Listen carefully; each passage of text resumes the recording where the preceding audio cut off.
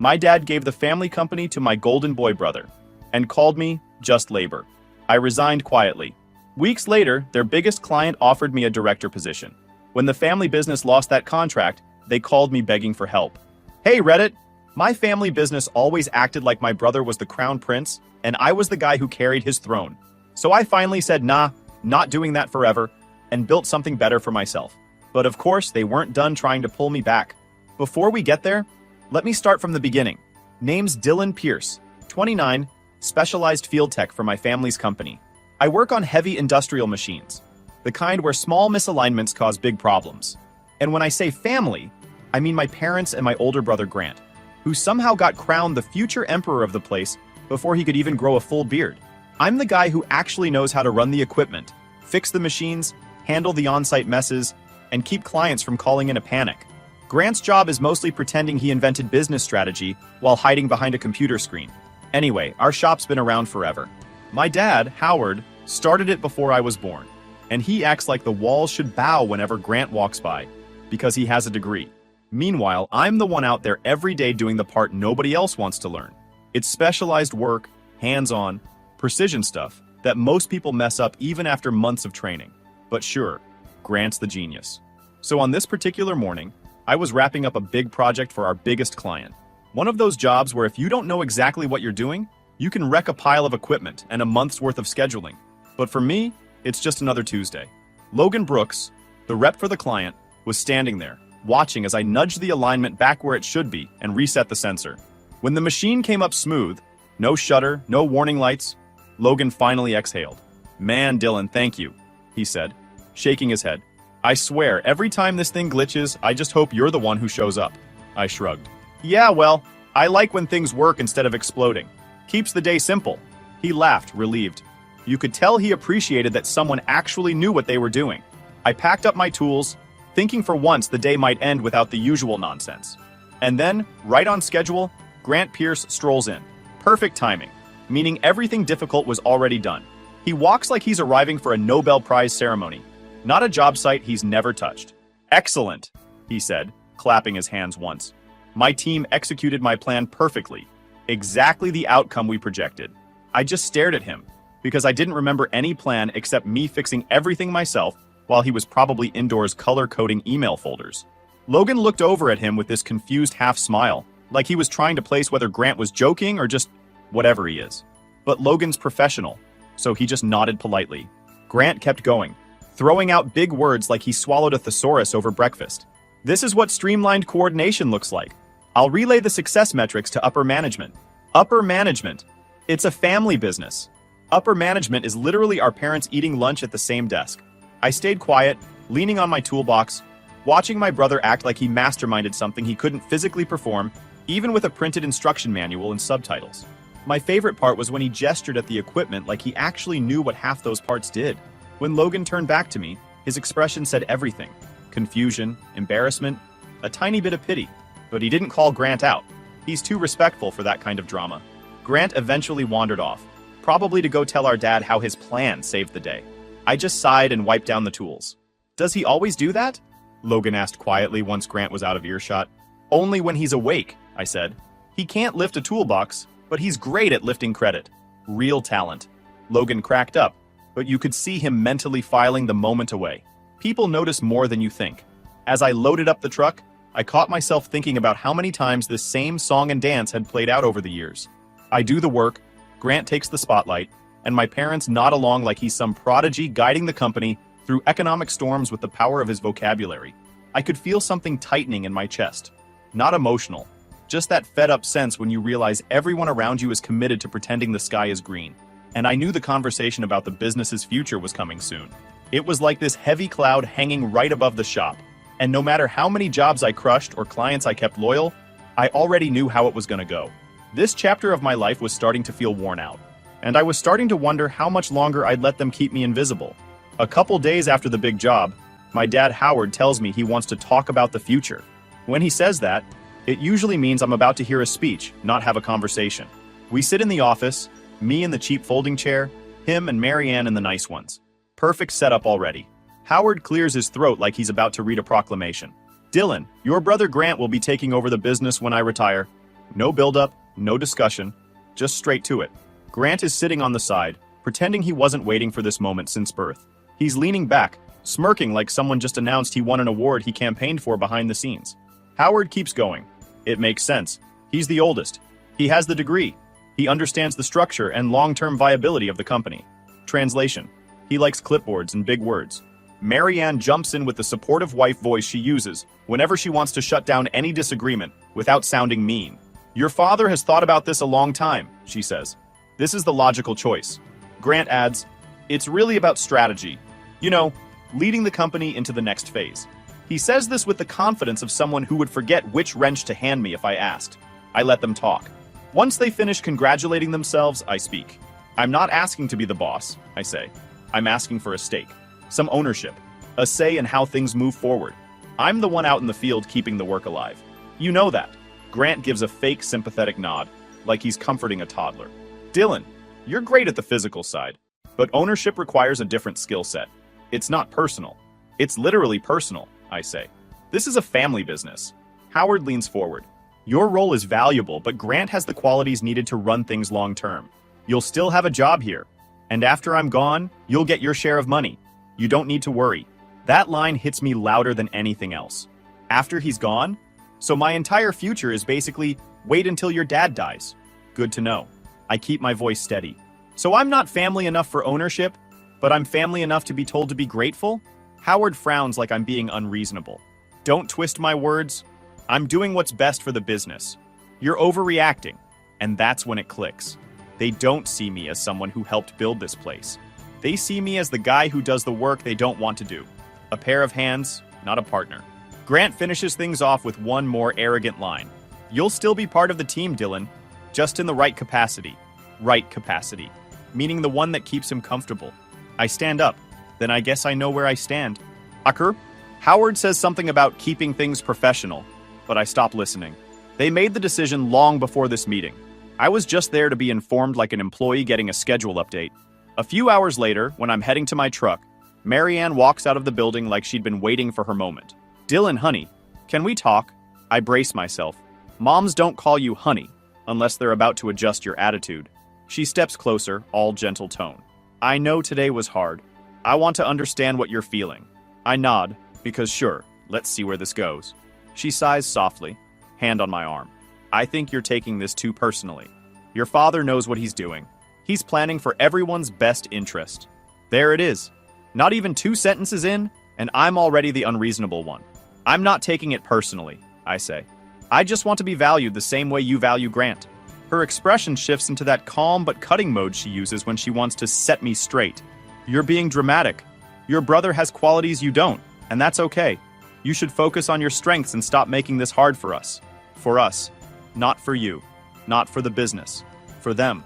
She keeps going. This isn't something you need to challenge. Just accept the role your father believes suits you. He's thought this through more than you have. She says it like she's giving me a life lesson.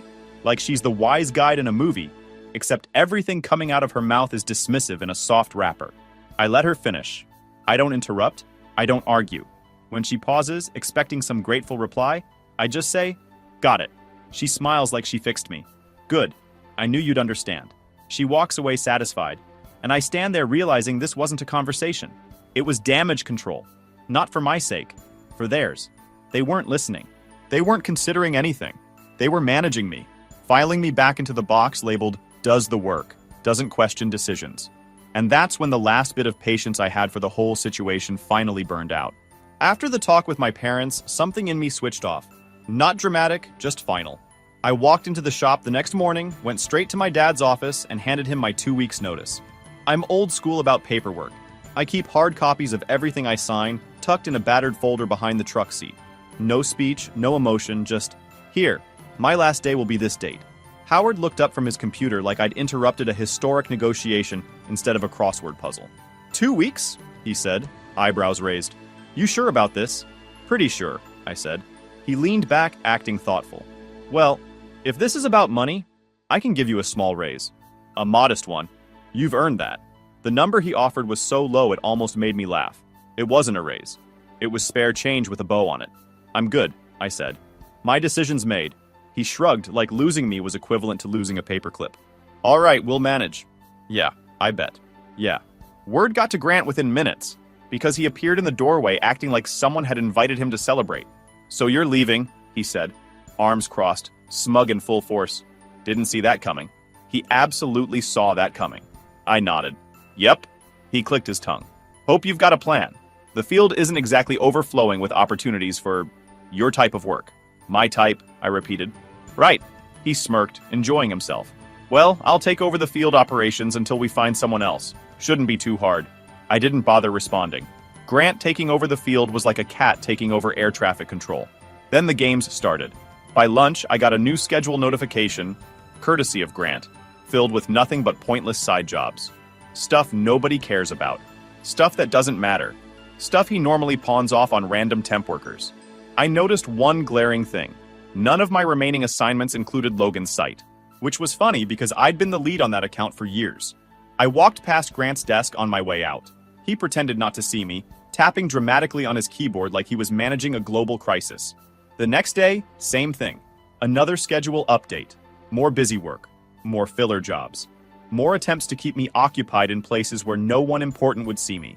I'd barely set foot on the main floor before I got called to fix a rusted-out secondary unit that hadn't been used since I was 19. After 2 hours of that nonsense, Grant appeared behind me with a clipboard. Good progress, he said, like he had any idea what he was looking at. Tomorrow, I need you to train our new hire. He's very green, so go slow. I turned around. New hire? Since when? Since today, he said. Dad and I agreed it was time to expand the team. You can show him the ropes before you head out. Translation, keep Dylan busy, give him zero interaction with the client, make him feel irrelevant before he leaves. I looked him in the eye. You want me to train someone in 1 week for a job that takes months to learn? Exactly, he said. Do your best. You know, be a team player. A team player. Coming from him. Good one. The newbie, Austin, was harmless. Nice enough, but clueless. He didn't know the equipment names, didn't know procedure, didn't know basic safety. The poor guy didn't even bring gloves. He showed up excited to learn, not realizing Grant threw him at me like a sandbag. I didn't take it out on him. He wasn't the problem. I taught him what I could without wasting both our time. Grant hovered a couple times, pretending to check in, but I could tell he was really just making sure I wasn't anywhere near a Logan project. The real kicker was when I overheard him telling another employee in the hallway, "We'll be fine once Dylan's gone. He's not essential. Never was. Just a field hand." He said it loud enough to make sure I heard it. Classic Grant. Quiet digs weren't enough. He needed an audience. I didn't stop or turn or react. I just walked past him and kept moving. But inside, I added another tally mark to the very full column labeled Reasons I'm Leaving. The rest of the week was the same. Pointless assignments, busy work, urgent tasks nobody cared about. Zero access to the big client. Grant reshuffling my day like a puzzle called How to Erase Dylan before he's even gone. By the 4th day, I didn't even check the schedule anymore. I just waited for whatever new attempt at sabotage Grant dreamed up that morning. I stayed professional, did the work, clocked in, clocked out. But my patience was on fumes, and Grant could tell, which probably made him feel powerful. That was fine. Let him enjoy it. A few more days and he wouldn't have me to micromanage anymore. When Friday hit, I sat in my truck for a moment before driving home, watching the shop through the windshield. One more week? Just one. I wasn't sad. I wasn't second-guessing anything. I was just tired of pettiness coming from people who were shocked I no longer wanted to break my back for them. Grant could keep playing king of the empty throne. I was already halfway gone. My last week rolled in with the same pattern. Grant piling nonsense on my schedule, and me doing the work anyway because I'm not about to end my time there looking sloppy. If anything, I worked cleaner and sharper, just to make sure Grant couldn't spin anything when I was gone. Even with him trying to bury me under pointless tasks, I still needed to stop by one of the sites where Logan was checking on equipment. The only reason I got that assignment was because the newbie, Austin, didn't know which end of a tool to hold yet, and even Grant realized letting him handle expensive machinery would be a lawsuit waiting to bloom. When I walked in, Logan looked at me like he hadn't expected to see me at all. "Hey, you're actually here," he said. "Grant told me you were tied up on other stuff." "I magically became available," I said. He raised an eyebrow, catching the tone instantly, but not pushing. He just stepped aside so I could get to work. Even when I was technically on my way out, he treated me like the guy he trusted most on the job, because that's exactly what I'd been for years. While I checked the panel and reset one of the units, he stood nearby, arms crossed. "I gotta tell you something," he said, like it had been sitting with him a while. "We've been having issues with your brother lately. I didn't react, just waited for him to keep going. It's been stuff like delays on paperwork, wrong forms, pricing that doesn't match what we talked about, scheduling getting messy, and he's not the easiest to deal with. He phrased it politely, but the meaning was obvious. Grant had been pulling his usual arrogance routine. Logan sighed. Honestly, man, you're the reason this runs smooth. When you're here, things get done right. He rubbed his jaw. I've been sending Victor the downtime reports. He's been asking what it would take to bring this in-house. I tightened one bolt and said nothing for a second. It wasn't that the compliment surprised me. It just wasn't something I ever heard from my own family, even though they relied on my work more than anyone. Yeah, I finally said. I try to keep things simple. And we notice, Logan said. A lot more than you think. I nodded and closed the panel. Inside, that comment hit harder than I expected.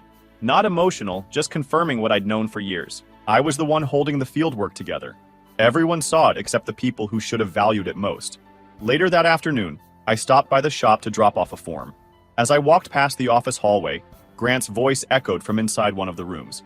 He was on the phone, sounding authoritative the way he does when he wants to impress someone. Dylan? He's just the labor guy, he said. Not reliable long-term. We'll be better off once he's replaced. I stopped mid-step. Just the labor guy. Not reliable long-term. He said it like fact. Like it wasn't coming from the man who couldn't fix a jammed unit if you handed him instructions and a flashlight. He didn't know I was there and I didn't announce myself. I didn't jump in or start a fight.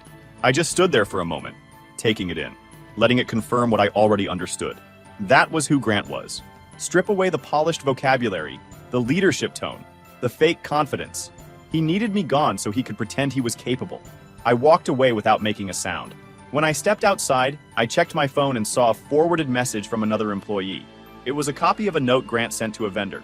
Dylan won't be a major point of contact anymore. He's more temporary labor than lead tech. Temporary labor. After a decade keeping the whole place functioning. I didn't reply. I didn't confront him. I just filed it into the same folder in my mind, where I stored every quiet insult he'd tossed my way over the years. The next morning at the client site, Logan and I were finishing up another small fix when he said, "So you're really leaving, huh?" "Yeah," I said. "Just time for something else." He waited, maybe expecting a story, but I wasn't about to dump my family drama onto him. "No big reason," I added. "Just moving on." He looked at me for a moment, like he didn't fully buy the simplicity but respected the boundary. "Well, sucks for us," he finally said. "You've been the difference between a mess and a working system more times than I can count." "Appreciate it," I said.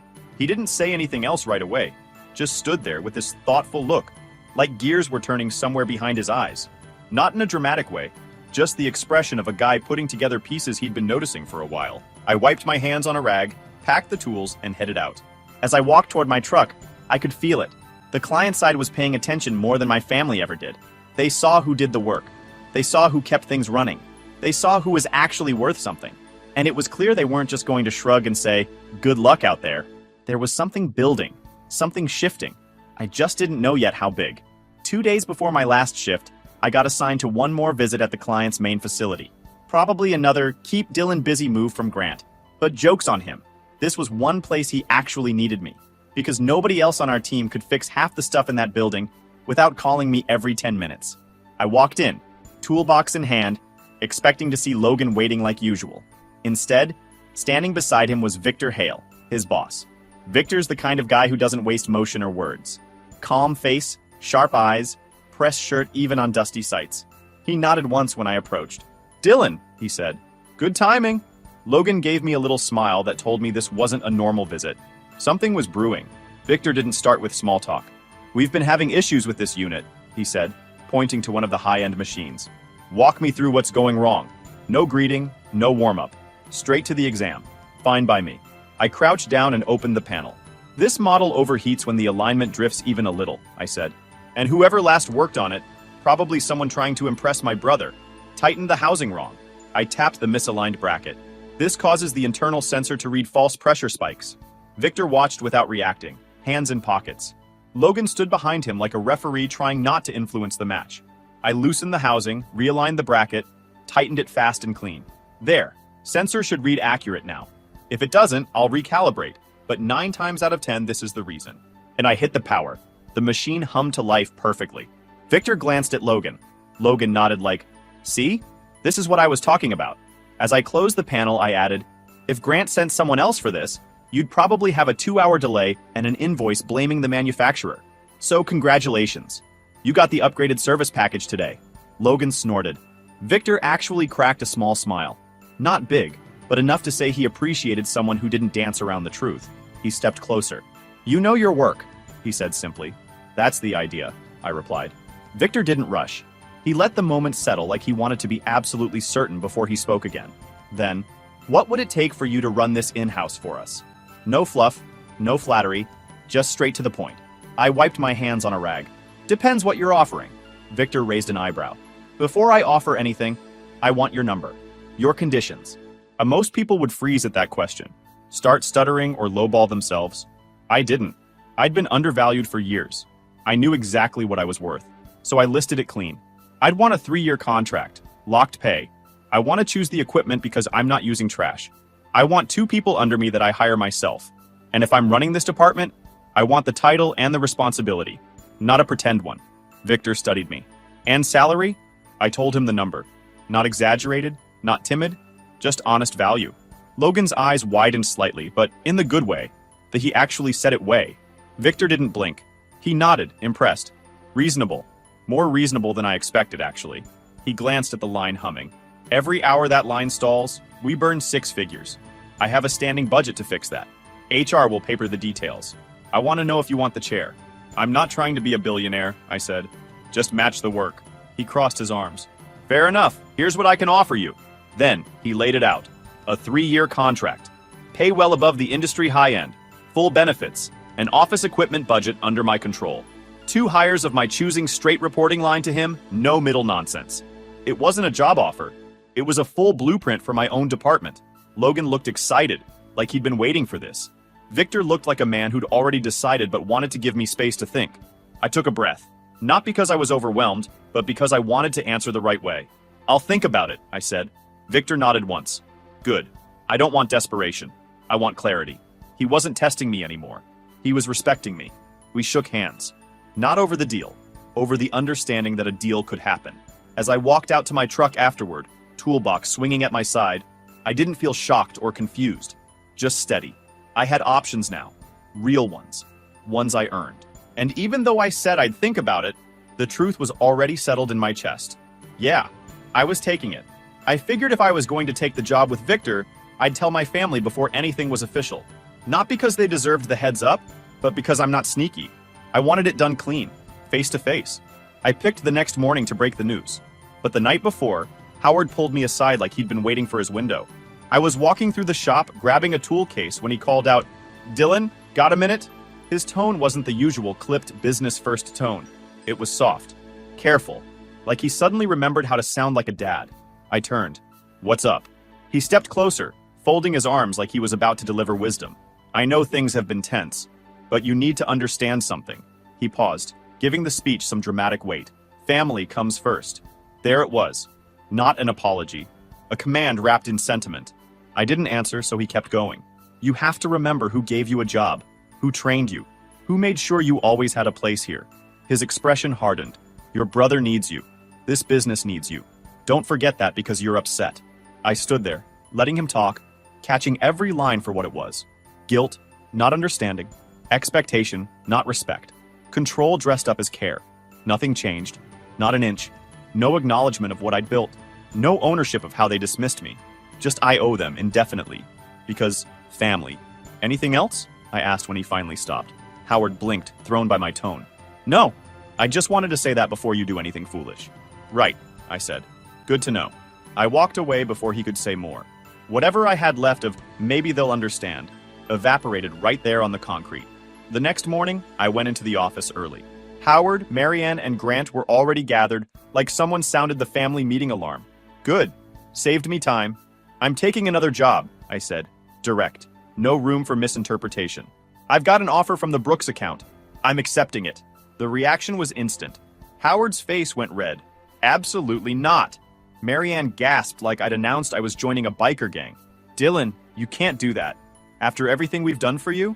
Grant just leaned back in the chair, that smug grin spreading. You do realize you signed a non-compete, right? There it was. He couldn't just let Dad yell. He had to add his own brand of manipulation. No, I didn't, I said. I checked my copies last night. Every agreement I've ever signed. Show me where it is then. What? Grant blinked. The non-compete. Show it to me, right now. He froze. No folder, no document, no saved PDF. Nothing, because it didn't exist. I stepped closer. You made it up, didn't you? Grant's jaw tightened, trying to hold the lie together, but he had nothing. Silence did the job for him. Howard didn't miss a beat, though. Regardless of paperwork, you owe loyalty to this family. You can't just leave because you feel overlooked. I laughed once, short, humorless. Overlooked? You told me the entire business goes to Grant because of tradition, and a college degree that doesn't even apply to what we do. Marianne tried soft-voiced guilt again. Your father knows what's best. You shouldn't betray the family over something this emotional. Emotional. Right. I looked at all three of them, not angry, just done. You want loyalty without giving any. You want my work, my time, my silence, but none of my say. And now that someone else sees value in me, suddenly you care. Interesting timing. Howard slammed a hand on the desk. You're being disrespectful. No, I said steady. I'm being clear. Grant finally snapped. You're leaving us to fall apart. Selfish. Completely selfish. I turned to him. The only person you care about is yourself. And you're terrified that when I'm gone, people will finally see what you actually bring to the field. His face twisted like he'd been punched, even though my tone never rose once. I grabbed my bag off the chair. I'm done here. Marianne reached out like she wanted to pull me back with words alone. Dylan, don't walk out in the middle of a discussion. This wasn't a discussion, I said. It never was. I walked out before any of them could throw another line at me. No yelling, no dramatic door slam. Just a quiet exit they couldn't control. And outside, standing beside my truck in the morning air, I pulled out my phone and called Victor. Morning, Dylan, he answered. I'm in, I said. Good, Victor replied. Legal already cleared conflicts. No non-solicit, no non-compete on your side. HR will send the packet today. Your pay starts now. No point paying you to sit in an empty room. I spent the first few mornings waking up and not immediately feeling annoyed. No toxic workflow from Grant. No family-first lectures. No pretending the shop wasn't falling apart unless I held it together. Just silence, coffee, and actual breathing room. When people asked how the downtime felt, I just said, it's nice not being irritated before sunrise. Simple, but true. By the time the equipment finally arrived, I was more than ready to get moving again. Walking into the new building on my first official day felt different. Not overwhelming, not flashy, just normal, in a way I never got at the family business. Clean floors. Air conditioning that didn't sound like it was powering a jet. Assigned parking, so I wasn't circling the block, fighting delivery vans for space. The workspace Victor set aside for me was open and organized, not cramped and chaotic like the Pierce shop. And the office they gave me? Small but solid. Desk, storage, a door that actually closed. Even a mini fridge. I wasn't starstruck by it. I just looked around and thought, yeah, this is how a place that values people operates. No drama, no power games, no one acting like they're doing me a favor by letting me exist. Victor walked me through the final details. It's your department, he said. Build it how you want. Let me know what else you need. In the first week, I finalized the equipment order. Real gear. Not the bargain bin stuff my dad always bought because it's good enough. I picked out what worked, what lasted, and what would keep production moving without constant repairs. Next on the list, hiring 2 workers. I interviewed a small group. Victor told me to trust my instincts, so I did. I picked Raymond Soto, who'd been laid off from another company but knew his tools, and Corey Lane, younger but sharp and willing to learn, without acting like he already knew everything. Within a few days, they were on payroll. I trained them the way a real leader should. Clear instructions, no ego, no treating them like pack mules. I showed them how the equipment worked, why certain alignments mattered, how to avoid the mistakes that eat up time. They picked it up fast, and within the month, the 3 of us were running the in-house setup smoothly. Every day felt straightforward. Work hard, solve problems, go home without carrying bitterness. Wild concept. I hadn't spoken to my family since the day I walked out. No announcement, no dramatic texts, no long paragraphs. I just didn't reach out, and they didn't either. It wasn't a grudge. It was peace. Something I hadn't had in a long time. About 3 weeks into my new job, Logan pulled me aside during a walkthrough. Thought you'd want to know, he said quietly. Right after you left, your dad and brother called Victor. Tried to talk him out of hiring you. I didn't even flinch. That sounded exactly like something they'd do. Fight to keep control only after realizing they lost it. How'd Victor respond? I asked. Logan smirked. He hung up. That was it. One clean motion, Phone down, conversation over. I didn't say much, but inside, that confirmed every decision I'd made. I left a place that relied on manipulation and stepped into one that recognized competence. Later, I heard through my cousin Tessa that the Pierce business was downsizing. A couple smaller clients had closed their doors, and without the big one I now worked for, Howard had to lay off employees. Good people who didn't deserve the fallout. I felt bad for them. The rest? Not so much. Decisions have consequences, especially when you bet everything on the son who can't fix a jammed sensor. The week before, Tessa told me they had lost 2 more accounts. About 2 months into my new role, I got a call from an unknown number. I answered out of habit. "Dylan," a familiar voice said. "Howard." He spoke casually, like we hadn't ended things with a shouting match. "Been thinking," he said. "I want to offer you a partnership." I leaned back in my chair. "Uh-huh. What kind?" "Well," he said, "we could work out a small ownership percentage. You'd still report to Grant, of course. He'd handle decisions, but you'd have a stake. I think it's a fair compromise." So, nothing changed. A tiny scrap of ownership. No authority. Still under Grant. A partnership in name only. I almost laughed. Not angrily. Just out of disbelief that he thought this was tempting. "Dad," I said calmly, "you already picked your future. Stick with it." He didn't respond right away. Maybe he expected me to be grateful for leftovers. "This is a serious offer," he finally said. "So is my answer," I replied. "I'm doing fine where I am." He tried one more line about family unity, but it rolled right past me. I ended the call politely and went back to work. That night, sitting in my office finishing paperwork, I thought about everything that led there. Not in a dramatic way, just connecting the dots. I didn't wreck anything. I didn't betray anyone. I didn't steal clients or scheme behind anyone's back. I just stopped accepting a role that kept me small. They chose how they treated me. I chose not to stay for it. Simple as that. A year later, the department I built is running better than I ever imagined. My team's solid, my name's on every project, and no one talks over me to take credit anymore. The Pierce business? Last I heard, they're barely keeping the lights on. Grant's still pretending it's a transition period, and my parents still act like they didn't choose this ending. I don't hate them. I just don't owe them anything. Turns out, peace isn't about winning. It's about finally walking away from people who only clap for themselves when you do the work. If you enjoyed this video, please hit that subscribe button. It really helps the channel and help us bring you more and better stories. Thanks.